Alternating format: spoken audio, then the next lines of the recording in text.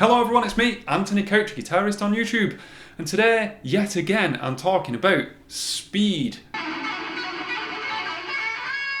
At one point or another, all of my guitar students have asked me one of two questions. Either, how do I get faster on guitar?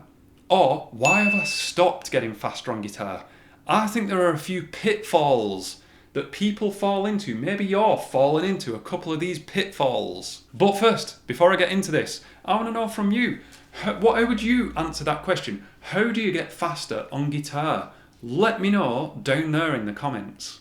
Wait, hang on, sorry. Before I get into this video, I want to let you know that if you stick around until the end of this video, I'm going to give you a cool little exercise that gets you faster on guitar. So stick around to the end to see that.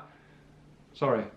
I've got 4 things that I want to talk about today. Really, just 3 things, because the first one is so obvious and I've mentioned it many times on video and in lessons, mainly in lessons, because I see people and I see what they're doing. So let me just get this first one out the way yet again, and then we can move on.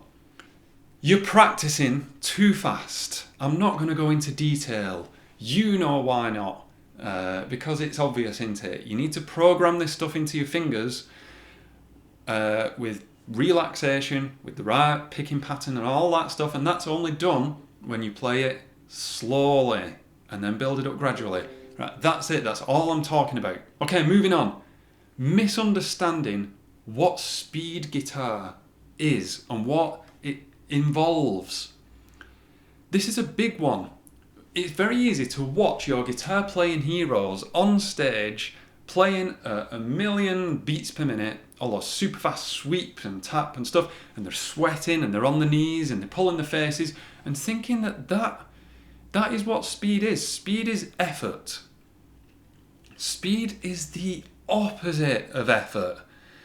When I'm talking about the physical activity of playing fast guitar, there is very little effort. That's why it's as fast as it is. I think that there is a little bit of a misconception that you've got to sit in your practice room and for an hour, and if you don't come out sweating and your fingers aching, then you've not done your job.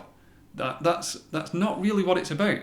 In a way, in a manner of speaking, let me just say this. This is a very bold statement, but I'm going to say it anyway, because I think it's a different way of thinking about speed. Getting faster at guitar should feel like an invisible process. You're working only on accuracy, which means that the speed progress is so incremental that it's invisible to you. You don't see it. You're practicing something, you're very accurate at it, which means the next time you play it, it's naturally going to be a bit faster. But it's not strenuous. It's not a strenuous task. It shouldn't always feel like a battle just for battling's sake, to build up that speed, but more importantly, to increase the tension and think of it as an athletic ability. No, don't misunderstand what speed is. It isn't that fast tension, sweaty, you should be burning all over. That's, stop doing that. That's working against you. It should be a very relaxed motion. I've talked about this before, saying that someone like Yngwie Malmsteen makes it look easy because it is easy to him. He's just playing accurately, not really thinking about strenuous, sweaty speed. Following on from that then, a big pitfall is not keeping a speed diary of your progress. This one, I'm like a broken record, but I do have this unique standpoint of seeing lots of guitarists. I teach a lot of people, and I'll just say, do you keep a speed diary? And they say no. So then any question like, okay, well, can you, how fast do you play that 3-note per string triplet pattern? And just say, this fast. And I'll go, right, is that faster or slower than last week? And they're not really sure. So let me just recommend that you do that. It saves loads of time. If you go a couple of days without practicing, there's no guesswork. You look at it, you go, oh, I was at 88 BPM. I do know that I've talked about this on camera before, so I do apologise if you've heard this before, but if you have heard this before and you're still not getting faster, then, you know, maybe it needs saying again. Tough love. Keeping a speed diary makes the invisible visible again to you. So not only is that motivating, I talked about that in the video that I did before this one, but it shows you what needs work. You might see, oh, that one's increasing, fine, but what's going on in this one? What's going on? Am I descending 3 note per string? Oh, okay, oh, I've been doing a down pick all the time and that should be an up pick. It highlights where you should prioritise. Keep a practice diary. And the last one that I want to talk about is another big one that when someone, you know, I see this a lot, that people want to get faster at guitar, so they'll say something to themselves like, right, so I'm going to learn Far Beyond the Sun by Yngwie Malmsteen, or I'm going to learn Scarified by Paul Gilbert, and they start at bar 1 and then try bar 2 and bar 3 and bar 4, and you know, they might give it a go, but it's a big old mountain to climb for someone who's not so experienced with getting faster. In other words, what I'm saying here is biting off way more than you can chew, taking on way too much too soon with the speed stuff. There is a lot to be said for doing tiny speed scale fragment stuff, things like this. It's all over my channel.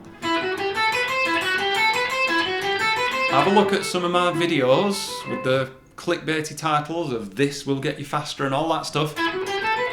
That's what I'm talking about, but I've not made that up. Type in John Petrucci, Rock Discipline, Paul Gilbert, Terrifying Guitar Trip. That's where I've stolen all this kind of stuff from. They're always constantly talking about scale fragments. That's how they did it. And then they just built it up and up and up and up to 3.5 minutes, and then they give it a song name. So don't jump in at full 4-minute long songs. Take small steps and increase the speed of that. It might sound quite limiting to say that, but it does have an impact on your playing as a whole, especially if you start chucking the stuff that you're building the speed of into your improvisations. Now, improvisation is without a doubt my favourite subject and my favourite thing to practice.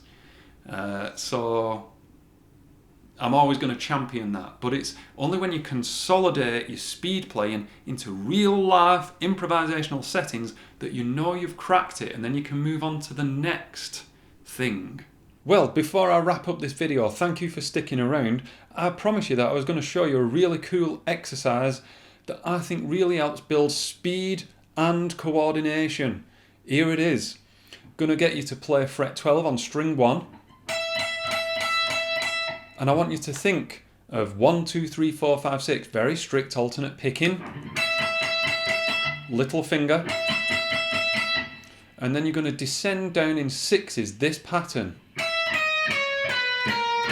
Again with very strict alternate picking.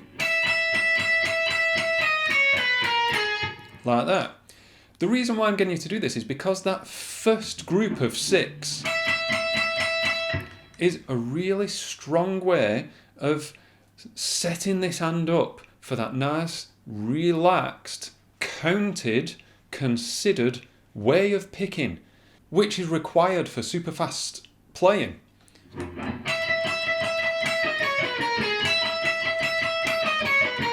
To repeat it like that is really, really good. The opposite is also good with finger 1.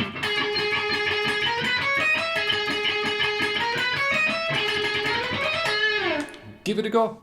Anyway, I'm Anthony Couch, and that crazy lick at the beginning, you can learn that over on a Patreon with a video and a tab, which will be available over there. Extra special thanks to these people, these names. They support me on Patreon, which is very nice of them. Anyway, thank you very much. I will see you in the next video.